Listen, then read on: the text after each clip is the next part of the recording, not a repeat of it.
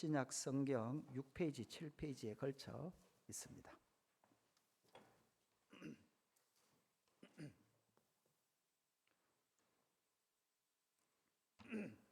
교독하겠습니다. 제가 먼저 38절 보겠습니다. 또 눈은 눈으로 이는 입으로 갚으라 하였다는 것을 너희가 들었으나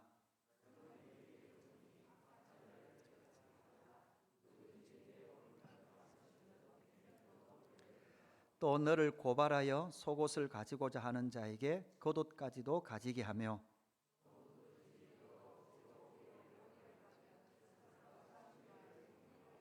내게 구하는 자에게 주며 내게 꾸고자 하는 자에게 거절하지 말라.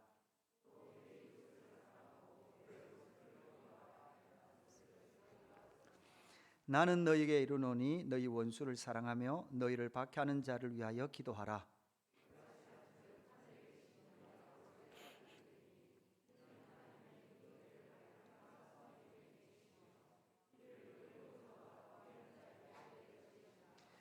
너희가 너희를 사랑하는 자를 사랑하면 무슨 상이 있으리요? 세리도 이같이 아니하느냐?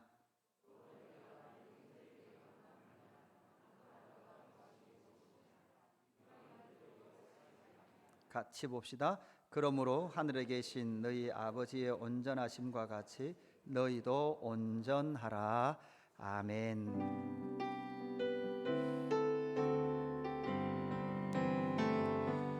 주의 영광이 곳에 가득해 우린 선의 주님과 함께 찬양하며 우리는 전진하리. 모든 열방 주 볼 때까지 영광이 곳에 가득해 주의 영광이 곳에 가득해 우린 선의 주님과 함께 찬양하며 우리는 전진하리. 모든 열방 주 볼 때까지. 아버지 하나님 은혜와 사랑 감사합니다. 우리를 인도하시고 먹이시고 입혀주시며 또한 하나님 은혜 베풀어 주셔서 감사함을 드립니다. 하나님 그 구원의 은혜와 우리를 인도하신 그 은혜에 감사하며 주님 앞에 헌금 드립니다. 주의 하나님 아버지 하나님께서 베푸신 그 사랑에 감격하며 드리는 이 모든 예물이 주님께 향기가 되게 하시고 이 물질이 닿는 곳마다 하나님의 통치가 이루어질 수 있도록 역사하여 주옵소서. 하나님 경제적 어려움을 당하는 지체들 있습니까? 주여 지켜 보호하여 주시옵소서. 하나님 그 시간들을 믿음으로 통과해 내게 하시고 하나님 아버지의 구원하심과 인도하심의 풍성함을 경험하는 인생과 삶이 될 수 있도록 역사하여 주옵소서. 주여 진리 앞에 섭니다. 말씀이 우리 가운데 선포되어질 때에 아멘으로 화답하게 하시고 우리의 의나 우리의 능력이 아니라 성령의 충만을 따라 진리의 말씀이 우리 삶 가운데 이루어지는 놀라운 영광을 보게 하여 주옵소서. 감사함을 드리며 구주 예수 그리스도의 이름으로 기도드리옵나이다. 아멘. 우리는 마태복음 5장 말씀을 함께 살펴보고 있습니다. 예수님께서 이스라엘 백성들을 새롭게 출애굽시키셔서 새 언약 백성, 새로운 하나님의 나라 백성들을 조성해 가시는 그 여정들을 우리가 함께 따라서 말씀을 보고 묵상을 하고 있습니다. 4장 말씀에 보면 수많은 사람들이 예수를 따랐고 무리들이 예수님을 따라 나왔습니다. 그럴 때 예수님께서 어디에 올라가십니까? 산에 올라가죠. 산에 올라가니까 무리 속에서 12명의 제자가 예수님 앞으로 나옵니다. 이 그림이 어디와 똑같다 그랬습니까? 구약의 시내산의 모습과 똑같다 그랬습니다. 하나님께서 400년 동안 250만의 이스라엘 백성들을 조성하시고 그 백성들을 인도하셔서 시내산 안에까지 이끌어 오셨습니다. 그리고 시내산에 모세를 불러내셔서 시내산에서 이스라엘 백성들에게 십계명, 하나님의 나라의 법, 율법 강령을 주시면서 하나님의 나라가 이제 앞으로 어떻게 세워질 것인가라는 것을 이스라엘 백성들에게 보여주셨죠. 여러분, 이스라엘 백성들 예수님 시대 때 그 많은 무리들이 왜 모였습니까? 그 마태복음 4장 끝에 보면요, 모든 병든 사람과 약한 사람들, 이런 사람들을 많이 고쳐주셨어요. 그렇게 치료를 해주니까 수리아 사람들, 그러니까 크게 보면 이제 큰 나라 덩어리 전체죠. 그러니까 다른 말로 하면 대한민국 모든 사람들이 누구를 따르는 거예요? 예수를 따를 만큼 많은 사람들이 예수를 따르고 있었습니다. 그 중에서는 각종 병에 걸린 사람들, 고통당하는 사람들, 귀신 들린 사람들, 간질하는 사람들, 중풍병자 걸린 사람들, 이런 사람들을 수없이 데리고 예수님께 왔습니다. 그럴 때 예수님은 그것을 보시면서 산에 올라가셔서 그때부터 가르치기 시작하세요. 여러분, 제가 물어보겠습니다. 여러분, 예수님 말씀 들을 준비가 되셨습니까? 아니면 무슨 예수님 아직도 병든 자가 많은데 예수님 다 고쳐주셨을까요? 아직 고쳐줄 사람이 더 많을까요? 더 많겠죠. 그런데 사람 안 고치시고 산에 올라가서 마세요. 말씀을 가르치세요. 여러분은 말씀을 들을 준비가 되어 있습니까? 아니면 아직도 마음속에 아니요, 예수님 말씀하지 마시고 시간 없습니다, 빨리 고쳐주십시오, 아직도 여러분 이 마음을 가지고 있습니까? 예수님의 말씀을 들을 준비, 예수님 말씀하여 주시옵소서, 예수님의 말씀이 나를 고치시고 나를 회복하십니다라는 그 믿음으로 말씀 앞에서는 저와 여러분 되기를 주님의 이름으로 축복합니다. 우리는 마태복음 5장을 통해서 하나님께서 예수님을 통해서 새롭게 조성하시는 새 언약 백성들의 제자들이 이제 어떻게 살아야 되는가. 여러분, 팔복을 나눴죠. 심령이 가난한 자는 복이 있나니. 그러니까 여러분, 이게 팔복부터 이 산상수훈이라고 말하는 마태복음 5장, 6장, 7장까지의 이 긴 가르침을 듣다 보면요, 야, 이게 진짜 이런 삶을 살 수 있을까? 이런 생각이 들 만큼 산상수훈이요, 상당한 수준의 말씀을 가르쳐주고 있습니다. 그래서 여러분, 키에르케고르, 톨스토이 이런 사람 들어보셨죠? 이런 사람은 산상수훈을 뭐라고 정의했는가 하면 하나님 백성들의 요구다, 하나님의 백성들은 이렇게 살아야 된다 라고 요구하는 것이다, 이렇게 말했습니다. 반면에 여러분, 종교개혁자 루터 아시죠? 루터는 이 산상수훈을 불가능한 이상이라 그랬어요. 다른 말로 하면 이루어질 수 없는 이상적인 이야기만 하는 거다. 종교개혁가 루터도 이 산상수훈 앞에 서면 사람이 이렇게 살 수 있을까라는 질문을 던지게 되더라는 거죠. 여러분, 슈바이처 박사 아시죠? 슈바이처 박사는 뭐라고 말했는가 하면 다른 시대의 모범이다. 다른 말로 하면 우리 시대에 이루어지는 게 아니라 다른 특별한 시대에 이루어지는 정도의 수준의 말씀이다, 이렇게 이야기를 했습니다. 초대 교부였던 토마스 아퀴나스는요, 선택적 엘리트들만이 하는 것이다, 다른 말로 하면 사제들이나 하고 목사들이나 살 수준의 말인 거지 보통 평신도들은 이런 거 살 수 없다라고 할 만큼 이 산상수훈은 상당한 수준의 그 말씀을 인생들에게 가르쳐주고 있다, 그렇게 주장을 합니다. 이렇게 나타난 이 산상수훈의 말씀, 오늘 말씀 21절부터 48절까지거든요. 사실 오늘 본문이 좀 다 읽지는 않았지만 상당히 긴 본문입니다. 그 속에 보면 6가지 주제를 다루는데요, 살인, 간음, 이혼, 맹세, 보복, 이웃사랑, 이렇게 총 6개를 주제를 다루고 있습니다. 그렇게 주제를 다루면서 반복되는 말씀이 나오는데 여러분 사실 토요일 날 여러분 스스로 묵상을 했어야 될 본문이죠. 여러분 묵상해 보신 분들은 반복되는 말이 나온다는 것을 인식하셨을 거예요. 감을 잡으셨을 거예요. 거기 보면 예수님께서 뭐라고 말하는가 하면 항상 주제가 넘어갈 때마다 너희가 들었으나 나는 너희에게 이르노니, 이 말씀이 반복돼요. 너희는 이미 들었으나 내가 너희에게 다시 말하노니, 이 말씀이 계속 반복돼요. 특별히 여러분 21절 한번 펴보실래요? 21절 한번 펴보세요. 21절에 보면 어떻게 시작됩니까? 같이 읽어볼까요? 시작. 옛사람에게 말한 바 살인하지 말라, 누구든지 살인하면 심판을 받게 되리라 하였다는 것을 너희가 들었으나 22절 나는 너희에게 이르노니, 이렇게 진행이 됩니다. 그러니까 23절에도 옛사람에게 말한 바 이렇게 말합니다. 그럼 여기서 옛사람이 누구냐라는 거예요. 옛사람 누구에게인가 한번 말해줬어요. 그랬던 말해줬던 그것을 예수님께서 너희가 이미 다 들었지, 그러나 내가 다시 너희에게 말한다, 이렇게 지금 예수님의 발언이 진행되고 있는 거예요. 여러분, 여기서 옛사람을 통해서 이미 말했죠. 이 옛사람은 누굴까요? 앞에서 제가 이미 힌트를 드렸습니다. 이 옛사람은 바로 시내산 위에서 율법을 받았던 누구예요? 모세예요. 모세를 통해서 이스라엘 백성들은 이미 뭐를 받았습니까? 율법을 받은 거예요. 그런데 가만히 생각해 보십시오. 율법은 하나님께로부터 받았습니까? 모세로부터 받았습니까? 원래 율법을 주신 분이 누구예요? 하나님이에요. 여러분, 만나를 모세가 줬습니까? 하나님이 주셨습니까? 하나님이 주셨는데 이스라엘 백성들은 뭐라고 생각해요? 만나를 모세가 줬다고 생각해요. 율법을 모세가 주었다고 생각하는 거예요. 그래서 예수님께서는 너희가 옛사람 바로 모세에게 들었던 이 율법이 있지 않느냐?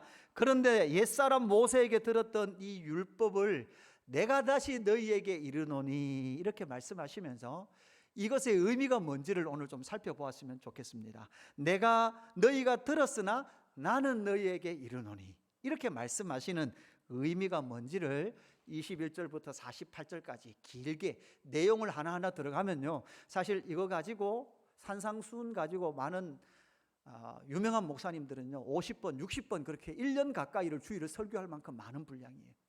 우리가 봤던 요 본문만, 오늘 본문만 해도 5번 6번 설교할 분량인데 압축해서 들었으나 나는 너에게 이르노니, 이 의미가 뭔지를 먼저 좀 3가지 살펴보면 좋겠습니다. 첫 번째는 뭔가 하면 예수님은 율법을 주신 하나님이십니다 라는 것을 우리에게 말해주고 있어요. 여러분, 예수님은 누구십니까? 예수님은 하나님이세요. 여러분, 이 의미가 어려운 거죠. 2000년 전에 이스라엘 땅에서 사셨던 그 예수가, 인간 예수가 누구라는 거죠? 하나님이시다라는 것을 우리에게 말씀합니다. 여러분, 이것은 무엇을 의미합니까? 예수님께서 옛사람이 일렀으되, 옛사람이 너희에게 말했지만 옛사람이 누구라고요? 모세잖아요. 모세가 말했지만 내가 다시 너희에게 말하노니, 이렇게 말하는 순간 유대인들은 율법을 아무도 재해석할 수 있는 권한이 없습니다. 율법을 다시 손댈 수 있는 분은 누구밖에 없어요? 모세나 모세보다 높은 분밖에 없어요. 그러니까 율법을 다시 손댈 수 있는 분은 누구밖에 없다는 말이에요? 하나님밖에 없단 말이에요. 그런데 이 예수님께서 뭐라고 말씀하시는가 하면, 옛사람 모세가 일렀으되 살인하지 말라고 말했지만 내가 다시 너희에게 이르노니, 이렇게 말씀하시면서 율법을 다시 해석해 주시는 거예요. 이 말투에서 이미 지금 말하고 있는 예수는 누구와 동일한 권위다? 율법의 수여자이신 하나님과 동일한 권위이신 예수는 하나님이시다라는 것을 우리에게 말씀해 주고 있는 거죠. 여러분, 제가 만약에 이순신을 재해석해요, 다르게 해석해요. 여러분, 제가 예를 들어 세종대왕을 다시 해석해요. 제가 유튜브를 틀어가지고 제가 생각하기에 세종대왕이 한글을 만든 것은 정말 잘못한 겁니다. 대한민국이 한국의 가장 큰 실수였습니다. 세종대왕이 한글을 만드는 바람에 우리는 계속해서 영어를 공부해야 되고, 미국이 우리를 침범해서 미국이 우리를 점령했다면 우리는 자연스럽게 영어를 할 수 있는 그런 민족이 되었을 건데, 괜히 세종대왕이 한글을 만들어서 이런 비참한 생활을 합니다. 외국 나가면 과묵해지는, 그죠?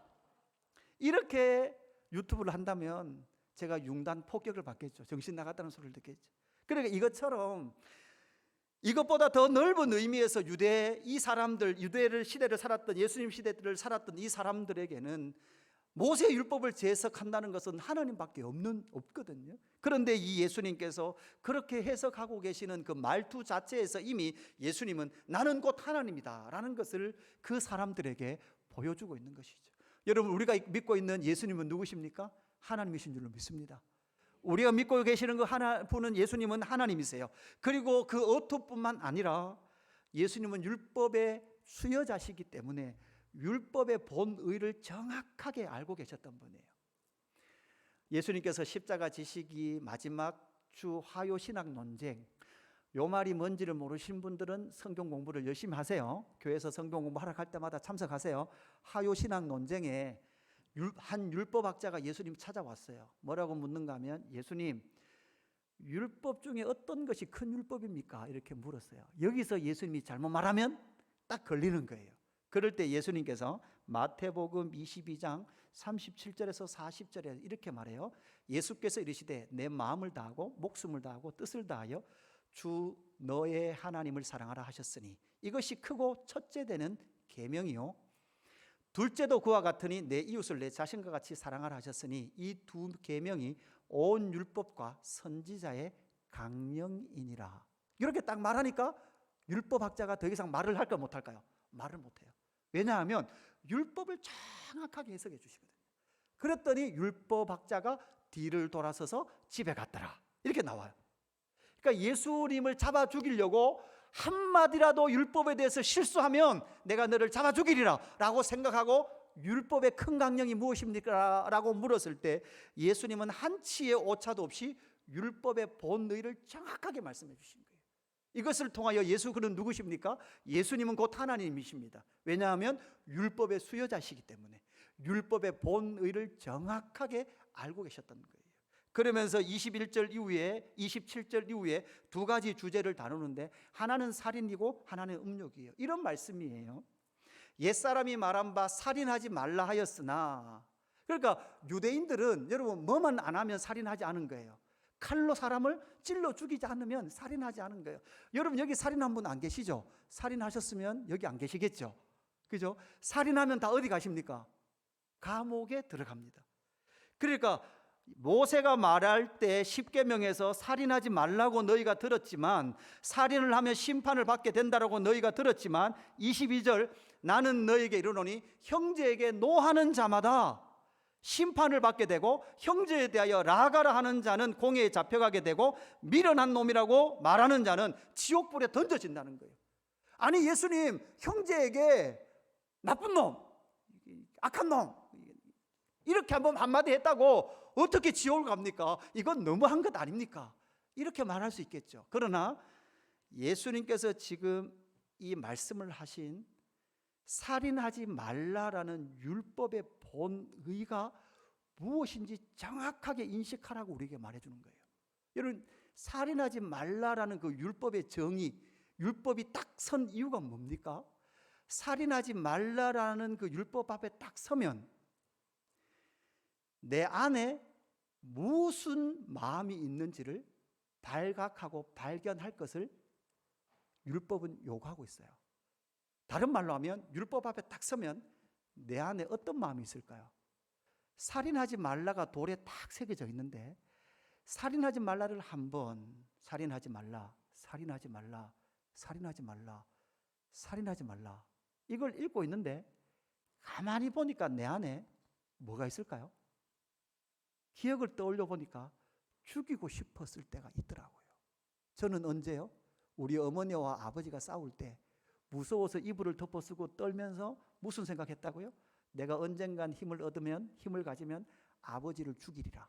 아버지가 죽어야 우리 집에는 평화가 임한다. 이게 제가 이불을 덮어쓰고 생각하고 있었던 거예요. 그러고 보니 내가 누구에게 살인이라는 것을 배우지도 않았고 학교에서 미움이라는 것을 윤리 시간에 선생님으로부터 정확하게 요런 마음을 가지면 미움이라는 게 생겨라는 것을 배워본 적도 없어요. 시기하고 질투하는 것은 네가 봤을 때 네보다 예쁘고 공부 잘하고 돈 많은 집에 좋은 집안에 있는 그 여자는 시기해도 돼. 시기의 1단계는 예쁜가 안 예쁜가 먼저 보고, 두 번째 더 똑똑한가 안 똑똑한가 보고, 세 번째 그 집안이 훌륭한가 안 한가 보고, 그게 네보다 뛰어나면 그때부터 시기를 하면 돼 라고 학교에서 윤리 시간에 전혀 배우지도 않았는데 우리는 동물적 감각으로 딱 보자마자 내보다 예쁘고 내보다 잘생겼고 내보다 능력이 있다는 것을 감각하면서 존경하는 것이 아니라 뭐 하기 시작합니까? 질투하고 시기하는 그 존재라는 나라는 실존을 발각하고 발견하게 되더라는 것이죠. 음욕은 무엇입니까? 여러분, 음욕만 품으면, 음란한 행위를 안 했으면 됐다라고 말하지만 음욕만 품었다고 하면 너가 시선으로 보고 음욕을 품었으면 죄송합니다. 뭐를 뽑으라는 거예요? 눈가를 뽑으라는 거예요. 그러고 생각해 보니 만약에 그렇다면 여기에 육신이 멀쩡하게 있을 분들이 아무도 없어요. 다 잘려야 돼. 하나씩 자르는 거예요. 그것처럼 그렇게 음욕, 음란한 마음만 품어도 너희는 지옥에 던져진다. 여러분, 살인이나 음욕이나 옛사람 율법 모세를 통해서 우리에게 주셨던 그 율법이 서면 사실 율법의 본의를 찾아 들어가면 우리는 다 어디에 들어갈 존재라는 거예요. 불에 던져지고 지옥에 들어갈 존재다라는 것을 율법을 정확하게 인식하는 사람들이 가져야 될 마음이라는 것이죠.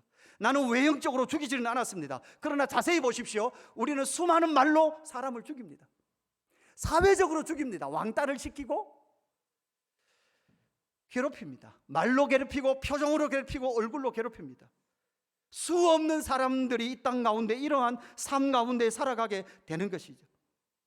여러분, 예수님은 이 말씀을 통해서 너희들의 실존이 어떤 존재인지를 정확하게 보라는 거예요.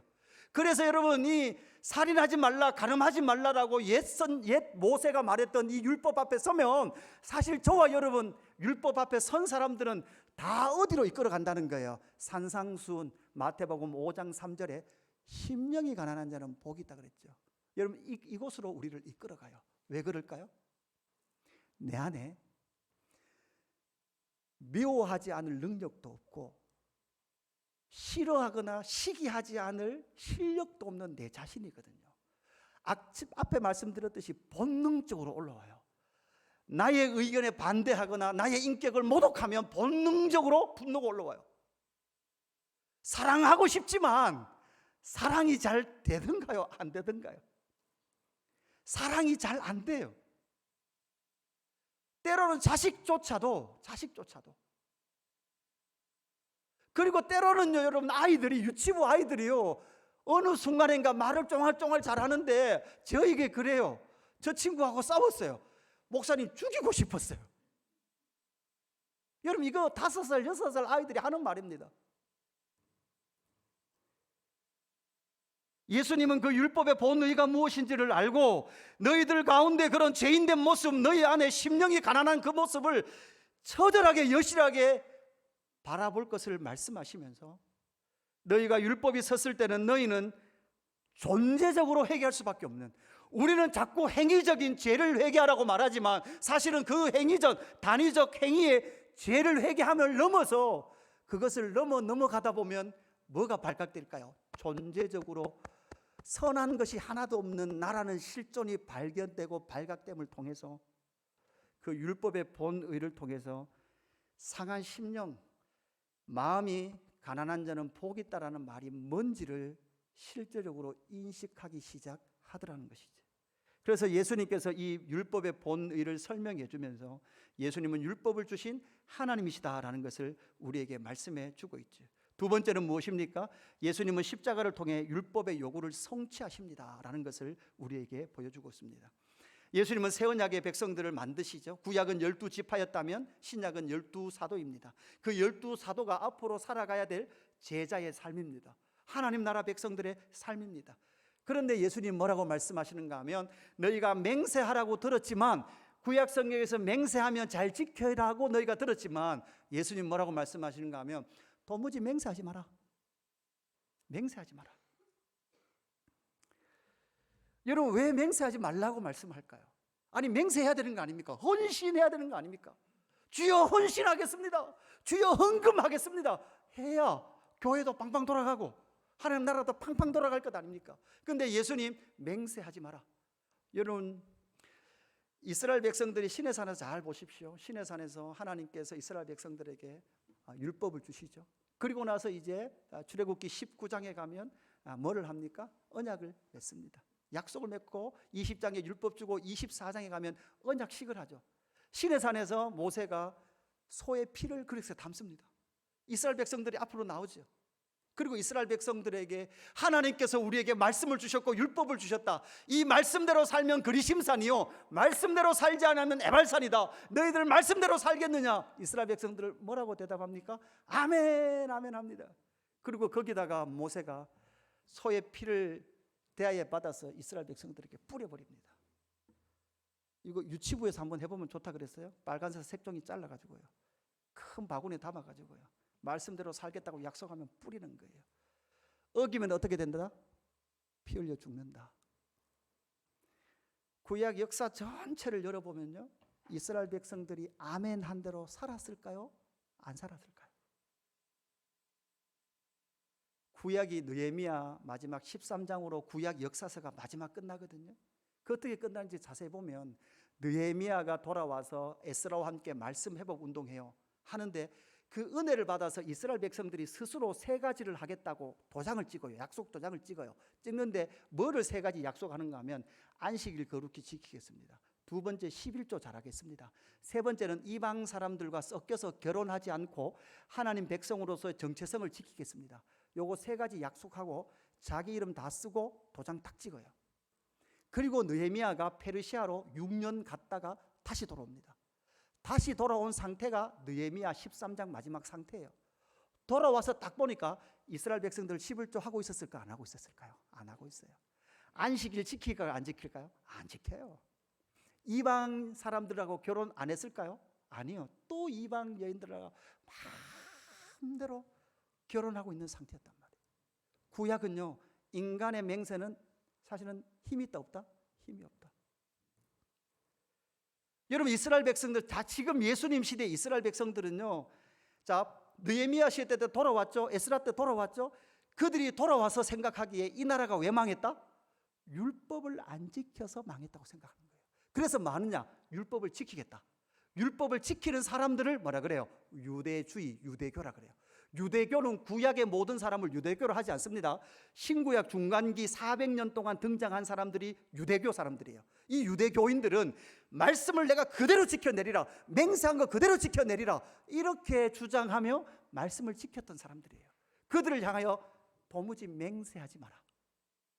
여러분, 그뿐만 아니라 동해 복수법이라 그러죠. 뭡니까? 이에는 이, 눈에는 눈이라고 너희가 들었지만 내가 말하나니 눈에는 눈, 이에는 이, 이렇게 말합니다. 이 말씀은 뭘까요? 복수하라는 말일까요? 복수하지 말라는 말일까요? 제가 이런 예를 들어요. 그죠? 여러분의 자녀가 학교에 가서 친구들한테 맞아서 앞니가 2개 빠졌어요. 여러분, 그럼 어떻게 해야 됩니까? 일단은 치아를 잘 담아서 유라역 2번 출구에 있는 예모모 치과에 가셔서 이를 꽂으셔야 됩니다. 그거부터 하시고 그 다음날 정신을 차리시고 아주 이성적인 감정이 혹시 이걸 해치지 않도록 아주 정신을 차리고 학교에 찾아가서 우리 아이 이 2개 뺀 친구를 불러놓고 정중히 말하면서 어금니 깎게 물어라. 내가 너의 이를 빼리라. 내 마음이 풀리도록 공평하게 빼리라 라고 생각하고 2개만 빼면 여러분 마음이 풀릴까요? 안 풀릴까요? 안 풀려요. 최소한 몇 개 뽑아야 돼요? 4개를 뽑아야 돼요. 4개를 뽑아야 마음이 풀린다는 거예요.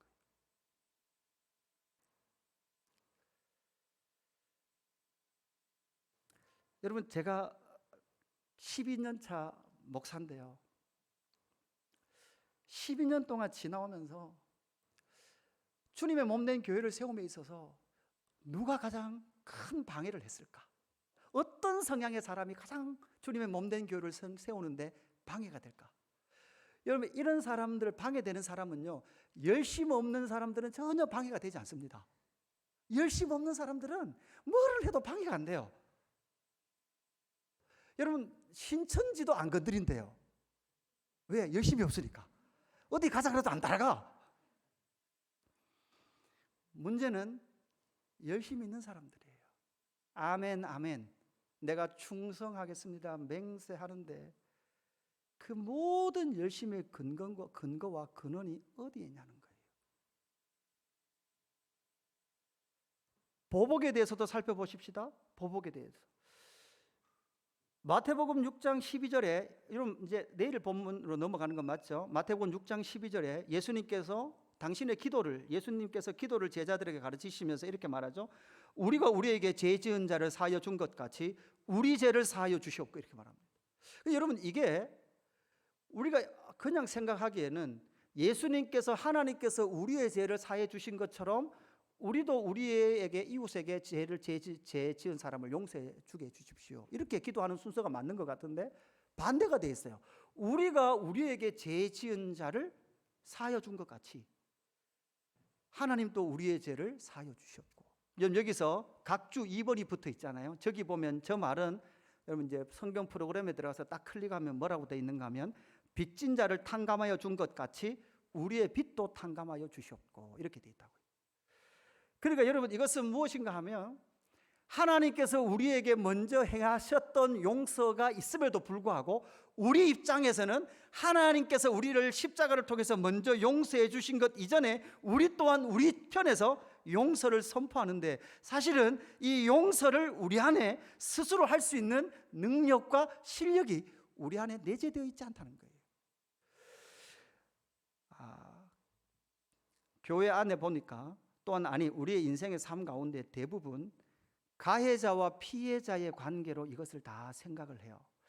밀양이라는 영화 있잖아요. 밀양이라는 영화는 사실은 기독교의 복음의 용서를 조롱하는 영화거든요. 용서도 보세요. 내가 용서를 해야만 용서돼야 되는 게 인간의 정상적인 교만한 상태예요. 용서조차도 주체가 누구여야 해요? 나여야 하고, 용서의 수준도 여러분 뭐예요? 용서받는 사람의 태도와 그 모든 감정까지 다 인정이 돼야만 내가 용서되는 것. 그러니까 용서의 주체도 다 누구예요? 나예요. 하나님이 용서해 준 거 기분 나쁜 거예요. 아니 왜 하나님은 내 허락도 없이 저 사람을 용서해 줬냐는 거예요. 나에게 동의를 구하고 내가 피해자인데 왜 내 동의도 없이 저 사람을 하나님이 용서해 주셨냐는 거죠. 용서받은 사람, 하나님 앞에 용서받은 사람도 마찬가지죠. 그 사람도 복음을 오해하고 있는 것이죠. 여러분 가만히 생각해 보십시오. 대부분 여기 계신 분들은 대부분 피해자일 거예요. 가해자는 여기 별로 안 계실 거예요. 여러분이 피해자라는 생각 속에는 일말의 양심이 있어서 뭐라고 말하는가 하면, 그래요, 나도 잘못한 것이 있지만, 여기 꼭 붙어요. 나도 잘못한 것이 있지만 그 사람이 잘못했습니다. 나도 잘못했지만은 점점점 한 문단밖에 없어요. 3초면 지나가지만 그 사람이 잘못한 건 30분, 1시간이 지나도 끊임없이 그 사람의 잘못을 지적할 수 있는 능력이 나에게 있더라고요.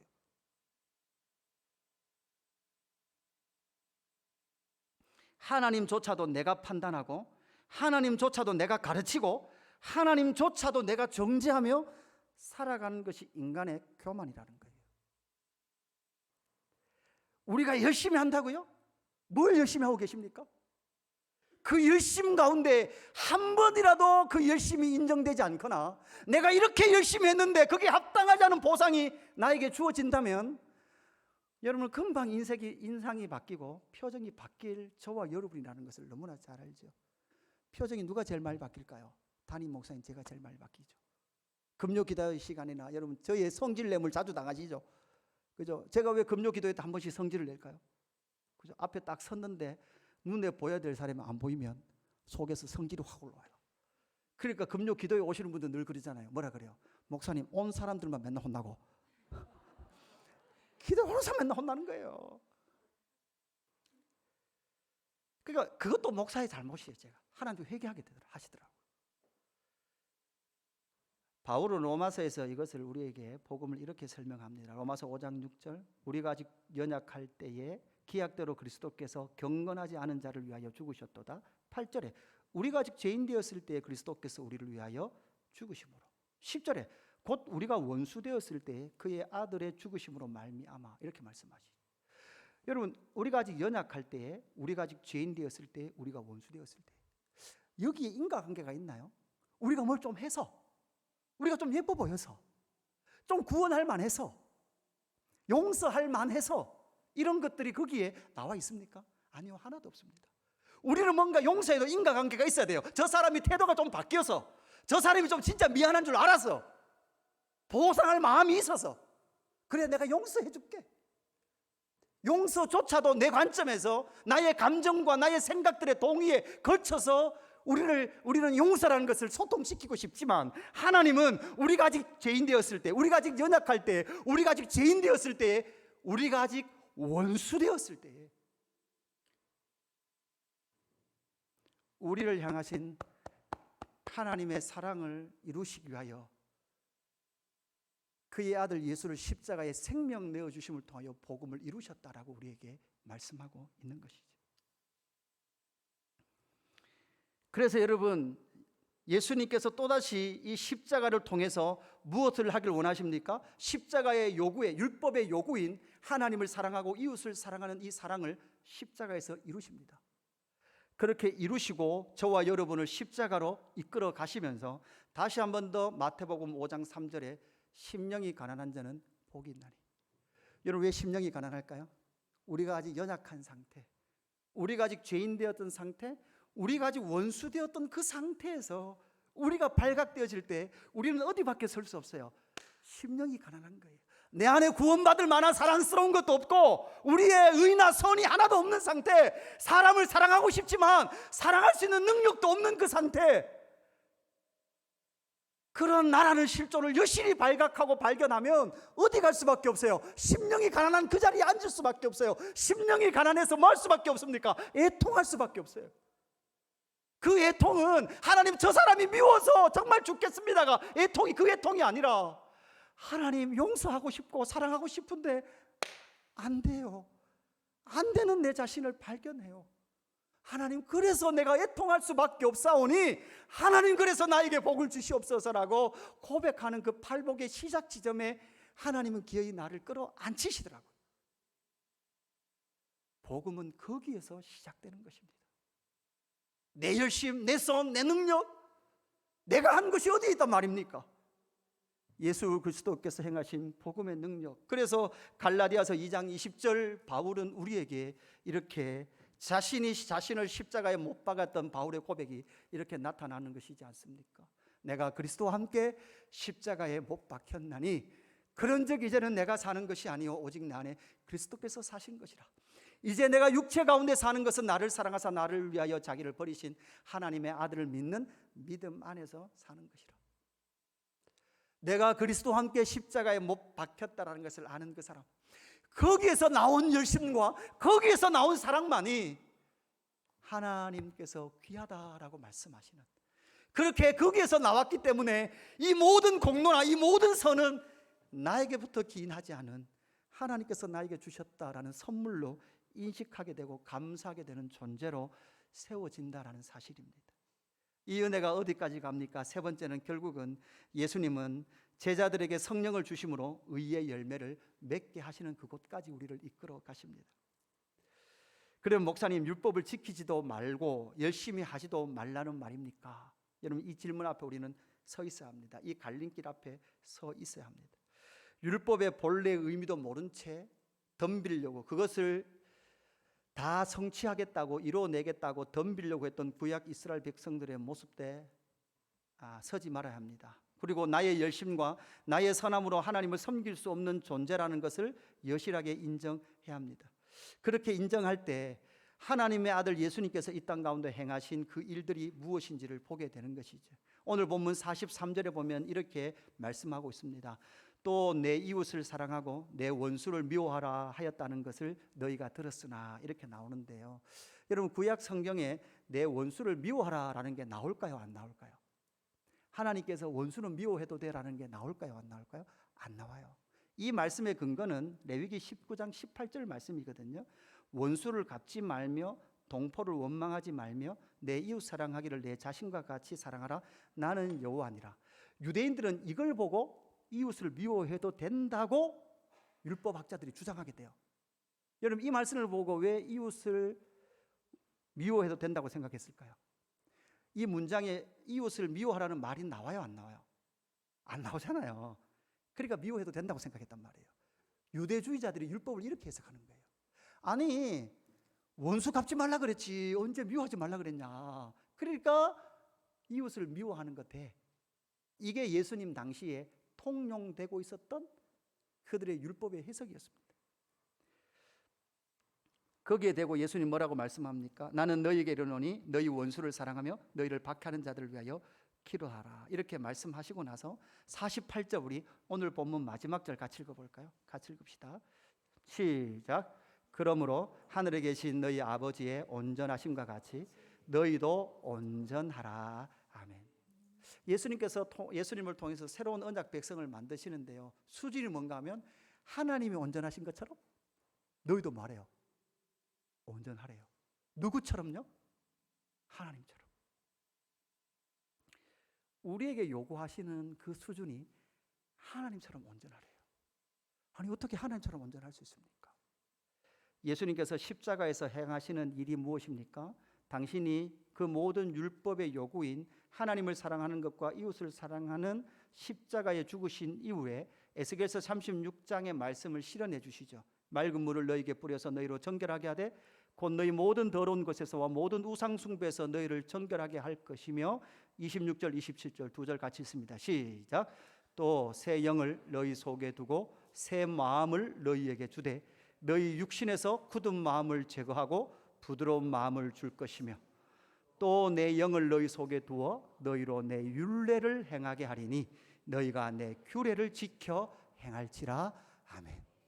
십자가의 피 흘리심을 통해서 허물과 죄로 죽었던 우리를 살리시고 성령을 부어주심을 통해서 율법의 요구를 함께 이루어 갈 수 있는 성령의 사람으로 회복시키고 일으켜내시겠다라고 약속하시는 거예요. 내 능력으로요? 아니요. 우리는 가난하다니까요. 아무 자원이 없다니까요. 없으니까 여러분 뭐를 바라는 거예요? 성령의 충만을 바라는 거예요. 여러분, 성령이 없으면 우리는 굳은 마음으로 해요. 굳은 마음이 여러분 뭐예요? 용서할 수 없는 마음이에요. 내가 피해자라는 마음이에요. 여러분, 내가 가해자라는 마음이 드는 게요, 사실은 더 애통하는 마음이 듭니다. 여러분, 우리는 계속 피해자라는 마음이 드니까 심령이 상해 있어요. 누구에게조차도 피해자라고 생각하는가 하면 하나님에게조차도 내가 피해자라고 생각해요. 왜? 하나님이 내 기도 안 들어주시니까. 나는 하나님께 피해 입었다고 생각하는 거예요.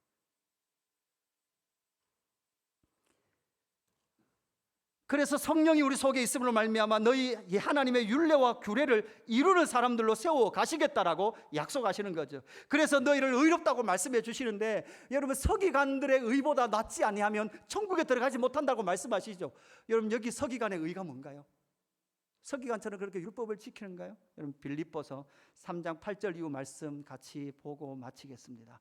빌립보서 3장 8절 이후 말씀 보고 정리하는데요, 이렇게 됐어요. 또한 모든 것을 해로 여김은 내 주 그리스도 예수를 아는 지식이 가장 고상하기 때문이라. 내가 그리스도를 위하여 모든 것을 잃어버리고 배설물로 여김은 그리스도를 얻고, 우리 9절부터 같이 읽습니다. 시작. 그 안에서 발견되려 함이니 내가 가진 의는 율법에서 난 것이 아니오 오직 그리스도를 믿음으로 말미암은 것이니 곧 믿음으로 하나님께로부터 난 의라. 아멘. 여러분, 서기관들이 자기의 육신의 그 행함으로 말미암아 이루는 그 의로는 절대 천국에 들어갈 수 없습니다. 그러나 예수 그리스도의 십자가의 공로로 우리를 의롭다고 하시고, 그 의롭다 하신 그 의의 심부름으로 성령 충만으로 행한 그 삶을 통하여 우리는 영원한 하나님의 나라에 들어가는 존재다라는 것을 우리에게 말씀해 주고 있는 거예요. 정리합시다. 옛사람의 너희가 들었으나 나는 너희에게 이르노니, 이렇게 말씀하시는 예수님은 율법을 수여하신 하나님이세요. 그리고 율법의 본의를 아시는 분입니다. 그러면서 우리 안에 악함의 존재, 그 시작 지점이 어딘지를 여실하게 보여주는 것이죠. 여러분, 이것을 볼 수 있는 사람은 심령이 가난하다는 것을 처절하게 인식을 하게 되고 애통할 수밖에 없는 자가 되는 것이죠. 목회를 해보니까 그런 것 같아요. 제일 힘든 게 뭘까요? 사람 사랑하는 거예요. 목사쯤 되면 다 제가 여러분 다 사랑하는 것 같지? 제가 잘 숨겨놓은 거예요. 꼭꼭 11계명 뭐라고요? 들키지 말라. 우리 하노이 선교사님 계시지만 하노이에서 선교사님들을 이렇게 교제하는데요, 선교사님들 그래요. 정말 베트남 사람들을 사랑해서 이 땅에 왔는데 3년이 지나니까 냄새가 맡기 싫다는 거예요. 그래서 그렇지, 저만 그런 거 아니지. 많이 울었어요. 그러니까 고향의 냄새를 맡고 싶다는 거죠. 정탐 와서 한국에서 온 사람들이 누룽지 하나 갖다 준 거, 그거 삶아 먹고 한국 냄새 맡으면 힘이 난다는 거예요. 그래요. 정말 그 민족을 사랑해서 갔지만 사실 우리 안에는 그 사람들을 사랑할 수 있는 능력이 없는 존재예요. 그래서 심령이 가난한 존재라고요. 그래서 언제든지 그 심령이 가난한 그 자리에 앉아서 하나님 보십시오, 나의 안에는 의로운 것이 하나도 없습니다. 선이 하나도 없습니다. 주님, 그렇습니다. 나는 죄인입니다. 주님, 나는 이때까지 피해자라고 생각했습니다. 그러나 가만히 보니 내가 피해자가 아니라 가해자였습니다. 하나님, 나에게 해통하는 심정을 주시옵소서. 이것이 바로 하나님의 의를 이루는 그 시작 지점, 복음의 역사의 시작 지점이 된다는 것을 예수님은 저와 여러분에게 알려주고 계신 것입니다. 오늘 이 찬양 했으면 좋겠습니다. 보소서 주님, 나의 마음을 선한 것 하나 없습니다. 정말 여러분, 예수 그림교회 여러분, 예배 공동체 오신 여러분들, 주님의 몸된 교회에 함께 신앙생활 하는 여러분들, 여러분의 시작 지점이 어딘지를 다시 보십시오. 내가 좀 선해서 이 자리에 앉아 있습니까? 내가 좀 능력이 있어서 이 자리에 앉아 있습니까? 내가 좀 열심히 있어서 교회에 열심히 봉사하려고 이 자리에 앉아 계십니까? 여러분, 그 모든 것을 다시금 리셋하십시오. 보소서 주님, 내 안에 선한 것 하나 없습니다. 사람 냄새가 싫어서 때로는 목양실 문을 잠그고 싶고,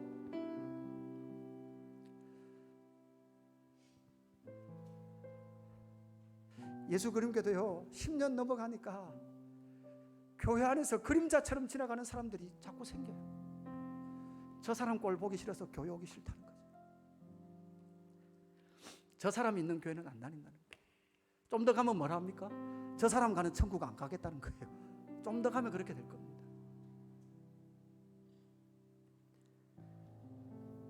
십자가 앞으로 우리를 이끌어 가시고, 그 십자가 앞에서 심령이 가난한 것이 무엇이다, 애통하는 것이 무엇이다라고 알려주고 계시는 십자가 앞에서는 저와 여러분 되기를 주님의 이름으로 축복합니다.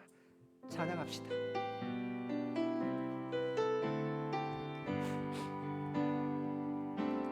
보소서 주님, 나의 마음을 선한 것 하나 없습니다. 그러나 내 모든 것 주께 드립니다. 사랑으로 안으시고 날 새롭게 하소서. 보소서 주님, 나의 마음을 선한 것 하나 없습니다. 그러나 내 모든 것 주께 드립니다. 사랑으로 안으시고 날 새롭게 하소서. 내게 주소서. 주님 마음 내게 주소서. 내 아버지, 주님 마음 내게 주소서. 나를 향하신 주님의 뜻이 이루어지도록 주님 마음 내게 우리 같이 손 들고 찬양할까요? 주님 마음 내게 주소서. 주님 마음 내게 주소서. 내 아버지, 주님 마음 내게 주소서. 나를 향하신 주님의 뜻이 이루어지도록 주님 마음 내게 주소서. 내게 사랑을 가르치소서. 내게 사랑을 가르치소서. 당신의 마음으로 용서하게 하소서.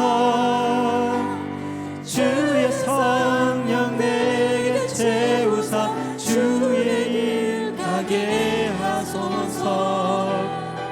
주님 주소서.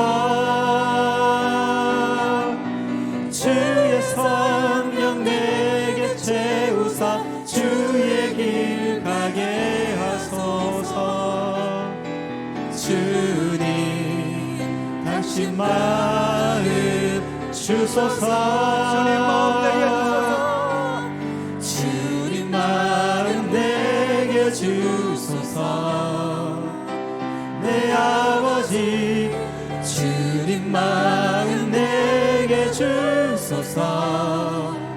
나를 향하신 주님의 뜻이 이루어지도록 주님 마음 내게 주소서. 어제는 신방 할 일이 있어서 예수 그림교회 등록 카드를 이렇게 좀 찾고자 좀 이렇게 뒤졌어요. 뒤지는데 예수 그림교회를 떠났던 분들이 이렇게 보이는 거예요. 근데 이렇게 넘기는데 어떤 분들은 이 집사님 어디에서 어떻게 신앙생활하고 있을까 정말 기도가 나오는 분이 있는 반면 솔직하게 제 마음에 불편한 분들이 있더라고요. 좀 주의하십시오. 떠나시면 제 마음에 불편해질 수 있습니다. 그게 아니고 그 마음이 들고 설교 준비를 하는데 나라는 이런 존재구나. 나라는 이런 존재구나. 여러분보다 뭐가 뛰어나서 이 자리에 앉아 있는 게 아니고요. 기도합시다. 피해자라는 그 마음이 있으면 우리는 굳어져 있는 마음을 끌어안고 살아갈 수밖에 없습니다. 하나님 아버지, 나에게 새 영을 부어 주시옵소서. 나에게 성령을 부어 주시옵소서. 주여 돌과 같이 묻은 내 마음, 주여 소금과 같이 묻을게 하여 주시옵소서. 주여 내 능력으로 살아갈 수 없사오니 주여 성령을 부어 주시옵소서라고 우리 같이 주님 잡고 기도하며 나가겠습니다. 주여, 주여 하나님 아버지 모시옵소서. 내 안에 선악과 나라 없음을 보게 하여 주시옵소서. 주여 살아갈 수 있는 능력도 없고 서름도 없고 적견함도 없으며 주여 하나님 아버지 주여 하나님 아버지 부드러운 마음도 없는 주여 하나님 제 자신을 봅니다. 주여 우리를 불쌍히 여겨 주시옵소서. 주여 우리 안에 복음이 역사하게 하여 주시옵소서.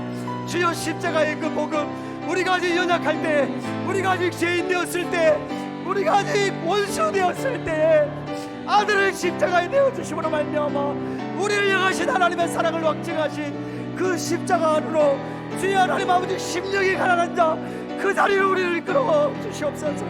주여 그 자리에서 내가 다시 신앙이 회복되기를 원합니다. 다시 내 신앙이 회복되기를 원합니다. 내 신앙이 다시 시작되기를 원합니다. 주여 하나님 이끌어 주시옵소서. 여러분 다시 한 번 더 기도할 때 이곳에 있는 모든 믿음의 지체들이 새 언약의 백성, 새로운 예수의 사람들이 되어서 주 예수 그리스도께서 우리에게 입혀주시는 의, 믿음으로 말미암은 의로 말미암아 주여 하나님과 같이 온전한 삶을 살아낼 수 있도록 성령 충만 허락하여 주시옵소서. 나에게부터 기인한 열심이 아닙니다. 나로부터 시작된 신앙이 아닙니다. 예수 그리스도의 십자가의 그 공로와 의를 우리 앞에 입혀 주셨으므로 말미암아 주여 하나님이 온전하신 것처럼 예수 그리스도를 믿음으로 말미암은 그 의롭다 하심을 입고 믿음의 경주를 달려나가는 예수 그리스도의 공동체 되게 하여 주시옵소서라고 우리 다시 한 번 더 주님 찾고 기도하겠습니다. 주여, 주여 우리는 믿습니다. 우리는 절대 좌절하지 않습니다. 우리는 절대 물러서지 않습니다. 낙심하지 않습니다. 포기하지 않습니다. 그렇습니다. 우리는 능력이 없고 우리는 힘이 없지만 그러나 성령님께서 내 안에 역사하시고 우리를 의롭다고 해주시는 그 의를 붙들고 서기관보다 나은 의, 믿음으로 말미암아 주신 우리의 그 이름을 붙들고 주여 예수의 삶, 제자의 삶을 살아나갈 때 성령 하나님 우리가 은혜를 베풀어 주시옵소서. 신실하게 우리의 눈물을 보시옵소서. 주여 하나님 아버지 그 믿음의 길을 걸어가시게 하시고 주를 우리 온전히 이루게 하신 하나님의 신실함을 붙들고 나아갈 수 있도록 주여 하나님 역사하여 주시옵소서. 주여 하나님 아버지 하나님 예수 이름 교회 주여 하나님의 의를 이루어나가며 하나님의 그 온전하심이 우리의 삶을 통하여 교회를 통하여 용서와 회복과 화목과 그 역사들이 주여 성취되고 이루어질 수 있도록 성령 하나님 역사하고 이끌어 주옵소서. 하나님 아버지, 내 안에 끔찍한 살인의 그 갈망과 분노와 미움이 저 사람을 제거하고 싶을 만큼 악한 마음을 품고 있는 나라는 실존인 것을 주님 앞에 고백합니다.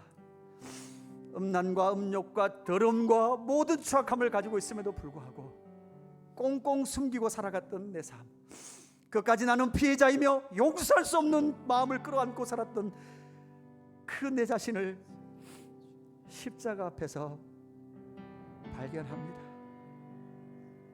주여, 우리를 심령이 가난한 그 자리, 애통한 그 심령의 애통의 자리에서 다시금 시작하게 하시고, 우리의 신앙의 열심의 근거가 무엇인지, 나의 이 모든 헌신의 근거가 무엇인지 복음 앞에 견실하게 서 있는 저희들 될 수 있도록 역사하여 주옵소서. 새로운 언약 백성을 만들어 가지고 가시고 빚어 가시는 예수 그리스도의 손길에 우리의 마음을 내어드리고 믿음으로 전진해 가는 하나님 나라 백성 되게 하여 주옵소서. 감사함을 드리며 구주 예수 그리스도 이름으로 기도드리옵나이다. 아멘. 지금은 우리 구주 예수 그리스도의 은혜와 하나님 아버지의 무한하신 사랑하심과 성령 하나님의 위로교통 충만 역사하심이 심령이 가난한 자리, 애통하는 그 자리에서 다시금 내 신앙을 시작하기를 소망하는 모든 성도들 무리와 하나님의 그 온전함을 나타내기를 소망하는 모든 예수 그림 교회 성도들 위해, 그리고 열방의 모든 선교사님 위해 영원토록 함께 계시기를 축원하옵나이다. 아멘.